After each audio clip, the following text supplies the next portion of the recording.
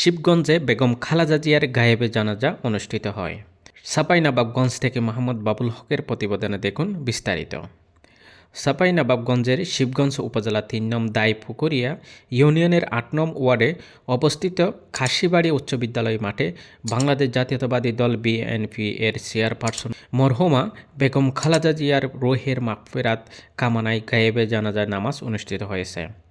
বুধবার বিকাল ৪টা ৩০ অনুষ্ঠিত গায়েবে জানাজায় বিএনপি ও এর অঙ্গ সংগঠনের নেতাকর্মীরা সহ বিভিন্ন শ্রেণীর পেশার মানুষ অংশগ্রহণ করেন।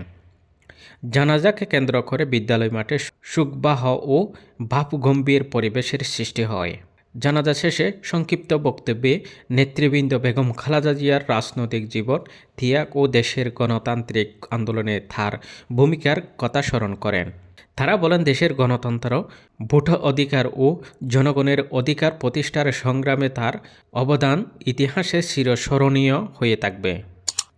গায়েবে জানাজায় উপস্থিত ছিলেন বিএনপির দাইপুকুরিয়া ইউনিয়ন সভাপতি নজরুল ইসলাম, সাধারণ সম্পাদক শফিকুল ইসলাম, সাবেক সাধারণ সম্পাদক আব্দুল খালেক, শাহরিয়া কামাল, আফজল হোসেন, ইসমাইল হোসেন, মুস্তাফিজুর রহমান, ভিয়ের মনিরুজ্জামান, বাবুল জিয়া আলী, শিমুল বিশ্বাস, মাসুদ রানা, তরিকুল ইসলাম সহ বিএনপি ও অঙ্গ সংগঠনের বিভিন্ন পর্যায়ের নেতাকর্মীরা।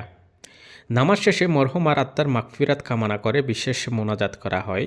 একই সঙ্গে দেশ ও জাতির শান্তি, সমৃদ্ধি এবং গণতন্ত্র পুনঃপ্রতিষ্ঠার জন্য দোয়া করা হয়। আমি ছোটবেলা থেকে একটা জিনিস আমি দেখেছিলাম। আমার বয়স প্রায় 34 বছর হয়ে গেছে। আমার আব্বা, আমার ফ্যামিলি অনেকে বিএনপি করে।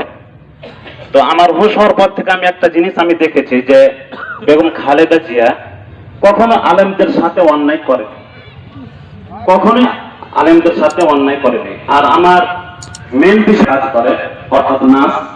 তো আমি من أحييته منا فأحيه على الإسلام ومن توفيته منا فتوفه على الإيمان برحمتك يا أرحم الراحمين يا حي يا قيوم برحمتك أستغيث ربنا أنصرنا وإن لم تغفر لنا وترحمنا لنكونن من الخاسرين رب أني مغلوب فانتصر رب أني مسني الضر وأنت أرحم الراحمين ربنا هب لنا من أزواجنا وذريتنا قرة أعين واجعلنا للمتقين إماما رب أني مغلوب فانتصر رب أني مسني الضر وأنت أرحم الراحمين ربنا إننا سمعنا مناديا ينادي للإيمان أن آمنوا بربكم فآمنا